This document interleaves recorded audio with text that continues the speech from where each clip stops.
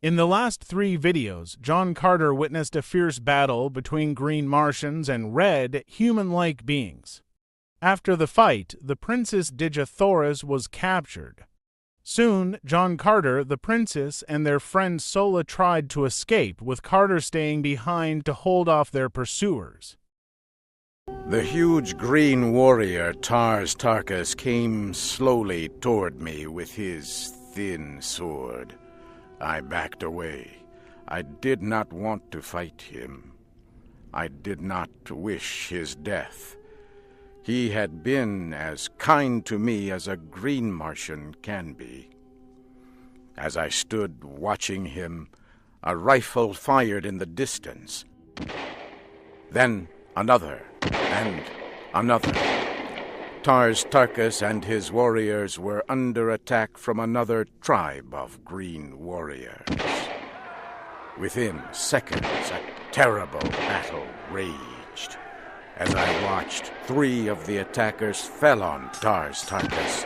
He killed one and was fighting with the other 2 when he slipped and fell. I ran to his aid, swinging my sword. He was on his feet. Shoulder to shoulder, we fought against the attackers.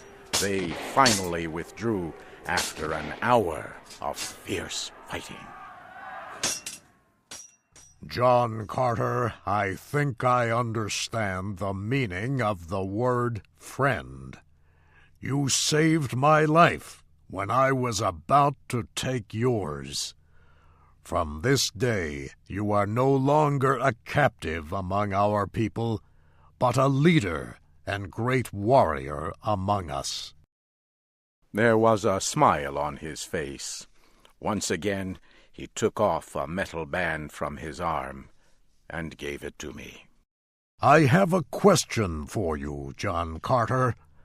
I understand why you took the Red Woman with you.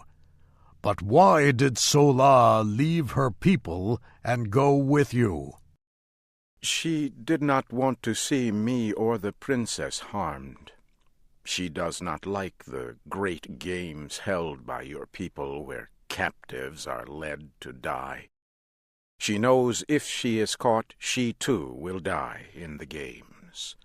She told me she hates the games because her mother died there. What? How could she know her mother?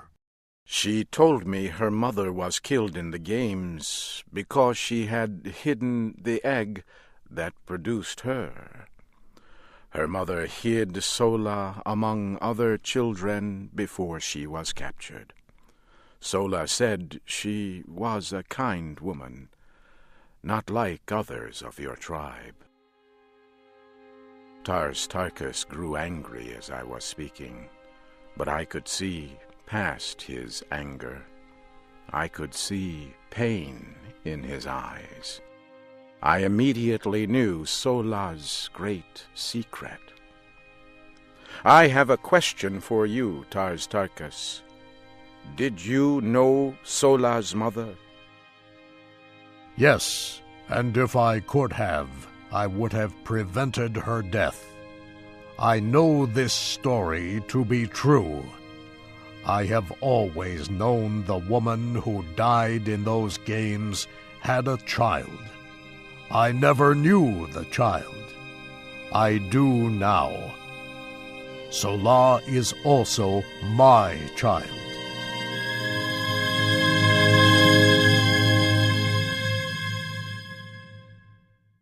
For 3 days we followed the trail left by the Princess Dejah Thoris, Sola, and poor ugly Wulla. At last we could see them in the distance. Their animal could no longer be ridden. They were talking. When we came near, Wulla turned to fight us. I slowly walked to him with my hand out. Sola was standing nearby. She was armed and prepared to fight. The princess was lying next to her feet. Sola, what is wrong with the princess?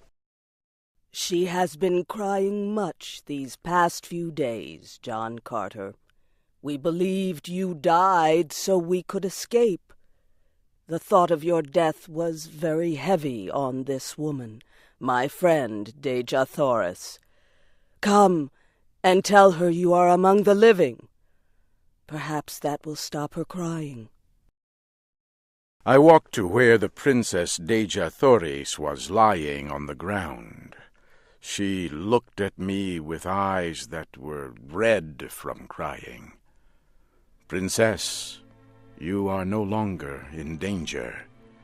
Tars Tarkas has come with me as a friend. He and his warriors will help to see you safely home. And Sola, I would have you greet your father, Tars Tarkas, a great leader among your people. Your secret no longer means death to anyone. He already knows you are his daughter. The two of you have nothing to fear. Sola turned and looked at Tars Tarkas. She held out her hand. He took it. It was a new beginning for them. I know our world has never before seen anyone like you, John Carter. Can it be that all Earthmen are like you? I was alone, a stranger, hunted, threatened, yet you would freely give your life to save me. You come to me now with a tribe of green warriors who offer their friendship. You are no longer a captive, but wear the medal of great rank among their people. No man has ever done this. Princess, I have done many strange things in my life, many things much smarter men would not have done.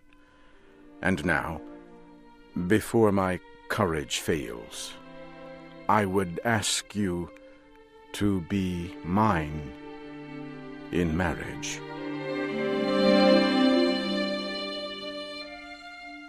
She smiled at me for a moment, and then her dark eyes flashed in the evening light. You have no need of your courage, John Carter, because you already knew the answer before you asked the question.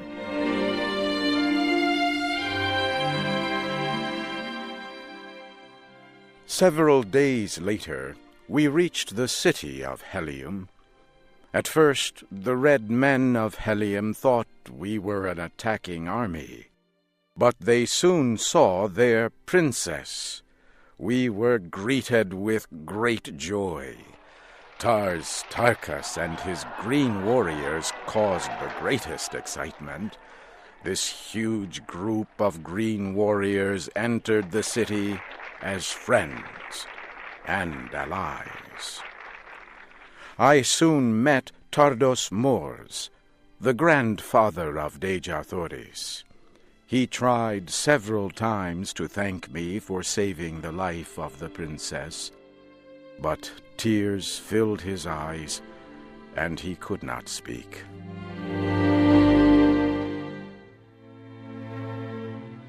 For 9 years, I served in the government and fought in the armies of Helium as a prince of the royal family.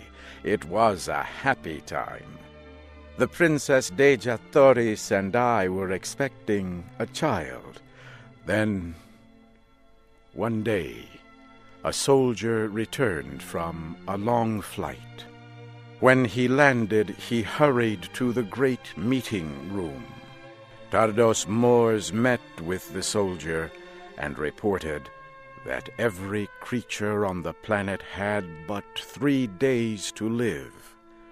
He said the great machines that produced the atmosphere on the planet had stopped producing oxygen. He said no one knew why this had happened, but there was nothing that could be done. The air grew thin within a day. Many people could do nothing but sleep. I watched as my princess was slowly dying. I had to try something. I could still move with great difficulty. I went to our airport and chose a fast aircraft. I flew as fast as I could to the building that produced the atmosphere of the planet. Workers were trying to enter. I tried to help. With a great effort, I opened a hole. I grew very weak. I asked one of the workers if he could start the engines.